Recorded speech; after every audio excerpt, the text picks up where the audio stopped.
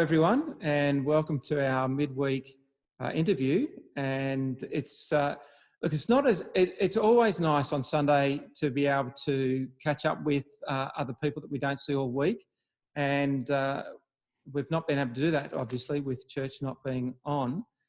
And so one of the things we've tried to do is have these midweek interviews where we might be able to catch up with some families that we either haven't seen or haven't heard from for a little while. And so today we're going to hear from Andrew and McGowan. So hello, you guys, and thank you so much for being happy to do this. No worries. Guys, what has the COVID-19 isolation meant for you and your family? So just to start with, it was okay. To start with, life was pretty straightforward. It just meant a few little changes here and there. Then, yeah, I'll let... As things keep going on, it just becomes more stir crazy and just means the occasional take the boys for a walk around the block just to get some calm in the house. Yeah. What's happening with schooling for you? So end of term one, we kept Logan home, which was very up and down. It wasn't... I don't think anyone found it a completely perfect system, but it went okay for us. But this term back, we decided to send Logan to school. He copes much better with a school routine.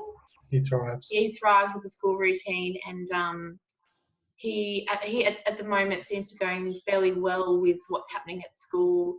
And if at any point that changes, then we'll change our approach to it. But right at the moment, he's happiest at school, so that's what we're doing with that. So in a schooling way, it hasn't changed too much this term, but we're just assessing it as time goes on, and if at any point it's not the best place for Logan, then we will go back to continuing with homeschool. Yeah. Now I know for you both, the isolation and the shutdown of workplaces has actually had an impact on your family. And for you, Andrew, that's meant you've lost your job. That's right. What was your job, and what does that all mean for you?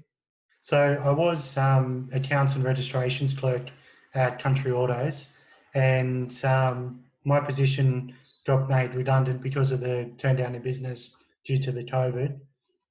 So what that means is that when everything returns to normal for everyone else, I don't have a job at the moment to go back to.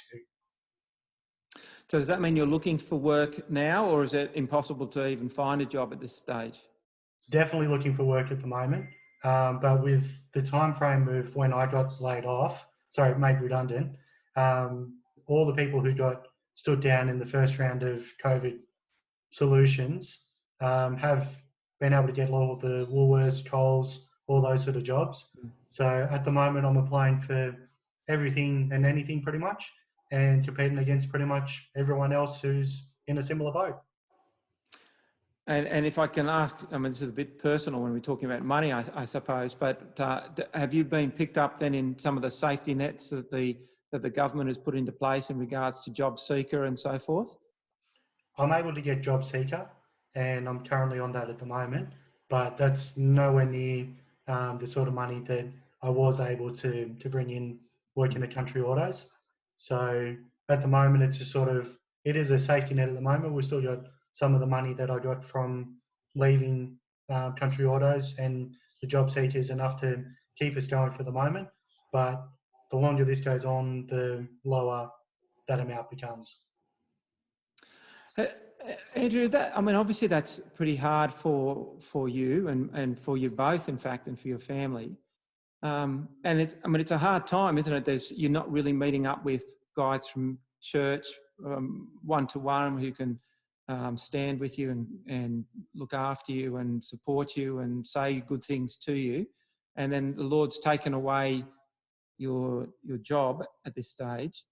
It's been hard to trust the Lord for either of you can answer this. Has it been hard to trust the Lord in this situation, or have there been things that make it easy to trust Him?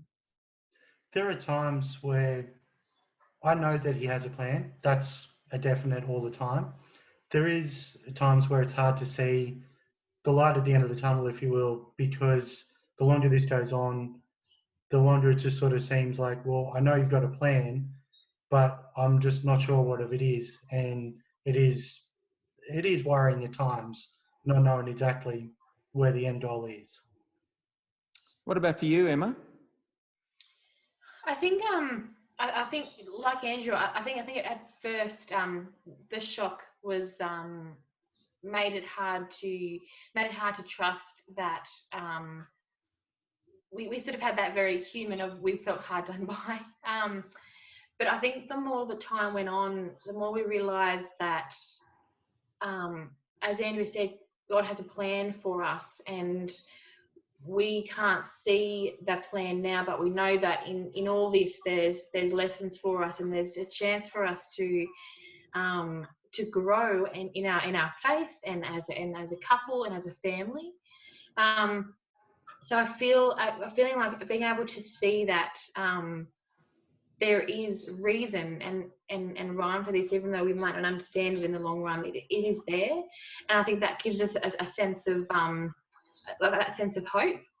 I think the other thing too is that Andrew and I as a couple have been through hard things in the past, and so facing this has been difficult. It certainly has, but we've been able to draw upon that strength we have as a married couple that we've built over the years, and sort of just rely on that as well. And I think too it's been a good reminder of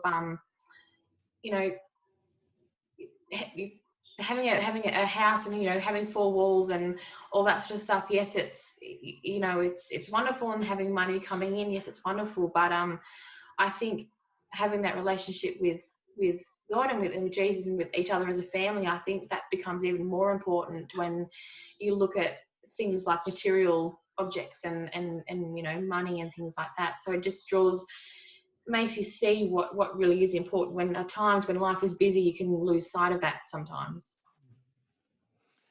Would many people know that your situation in the church, do you think, Andrew? And have there been any way in which people have been able to care for you, or even let you know that they're praying? Or, I'm not sure what's been happening. With the size of our small groups, I'm in the Wednesday morning men's group, and Emma's in the fortnightly Thursdays. Yeah. So there's a lot of people within those small groups that they're definitely aware of what we're going through, and I'm really happy that all the guys that are in my small group in particular, we're a very close-knit group, and I've had calls and support from pretty much all those guys, as well as I've been out to help one or two of them with some of the jobs that they've got going with their own businesses. So that's been good as a support net there as well. Yeah, I think that we saw almost immediately that small groups were going to be really, really important to be able to care for each other in very particular ways when this came about, and I'm certainly glad to hear that that's been happening in your small group. Have you been watching the church live stream? Hopefully not in your pajamas. How have you been finding church? Church is definitely different. We still treat it like church, but the kids' focus of we're at church is certainly very different. So we've had to adjust. Especially Ethan. We've had to adjust to that. And I'd like to say that there haven't been mornings we've sat in our pajamas at church, but there's been at least one. So, but it's definitely been good, and I feel like the kids have adjusted positively, especially when Colin comes on. That's a very that's the highlight of their morning. We still do church. It just looks a bit different. It certainly does at the moment, doesn't it? But Emma, what about you with your work? So you work at a nursing home, is that correct? So what's it all meant for you? So for me, it kind of it changes every day. So I work at Nazareth House, which luckily is only just down the road from us, so my commute to work is quite short, which is quite nice. But because we work in an environment with one of the most vulnerable populations that we have, and because all this is so new, we're going through a stage where things were changing twice a day. So we would be doing one thing of a morning, and then we get an update and we have to change what we're doing by the afternoon. So I work in management, so I have my own office, and I'm a little bit controlled as far as the contact I have with residents, but I had to become a lot more mindful about the contact I had with staff and residents and who I had contact with and what I was going to do. And I had to think twice about, was that contact, was it absolutely necessary? And 9 times out of 10 it was. But it definitely made me be more mindful. It put a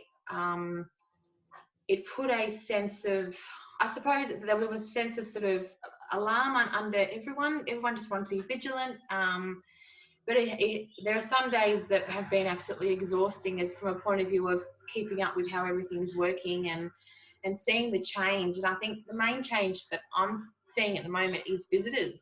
So because there's restrictions on visitors into aged care, we're seeing a change in what we have to do as far as for the residents and keeping up to date with all that. So it's been quite challenging, and I have had a few shifts at the hospital as well, and that's a whole different ball game. That's even more challenging. You've just got to think 3 times about everything that you do, and you've got to think about what you're about to do. And even though in every day pre-COVID, you might have times where you've got to be conscious of the contact you're having. It is even more so now. You've just got to be so conscious of where you're going, who you're seeing, what you're doing, and yeah. So it makes your mind run a lot faster and a lot more info. Yeah, we have a number of our church family in some different nursing homes around Tamworth. And given that the amount of visitors is really cut back, do you think that will have an impact on person? 100%. So we're seeing at our facility, we have increased and introduced virtual visitors. So we've got FaceTime and Zoom and few other things where we actually have staff that go around to residents with an iPad and they connect with their family member and they're able to see their family member and they're able to talk to them. So we do that all for quite a few hours every single day. But it definitely has an impact. It's a generation that are used to having face-to-face hands-on contact with family, and even though a phone call and all that, it's wonderful, but that's what they're used to having. So we are seeing for some residents is quite a decline in their emotional state as far as loneliness and depression and all that sort of stuff. So it definitely is having an effect. Now I want to, this is the view, by the way, of a morning for us. So you can see the camera stand there. There's another camera just on the back wall, and pretty much it's empty as you can see. And someone sits here at the desk and runs church Sunday live stream. I only show that so you know this is the view. But I want to give you the opportunity to say whatever you'd like to the Trinity Church family. So here's your opportunity. Okay. No, you're right. I think it's. I miss everyone. I miss seeing people's faces. I miss spontaneous conversations. I miss our children playing with the children of our church families, and I miss the contact. And it's made me realise that over the past almost 3 years, how much we've grown as part of the church, and grown to appreciate the people that are around us, and how much we miss everyone. And we'll look forward to being back together again. Well, look, I'm sure I can say on behalf of us all that we miss being together, and we certainly miss you guys, and we look forward to when we can all be back together again. Anyway, thank you so much, guys, for doing this interview, and hopefully we'll be able to touch base again soon. Thanks for having me.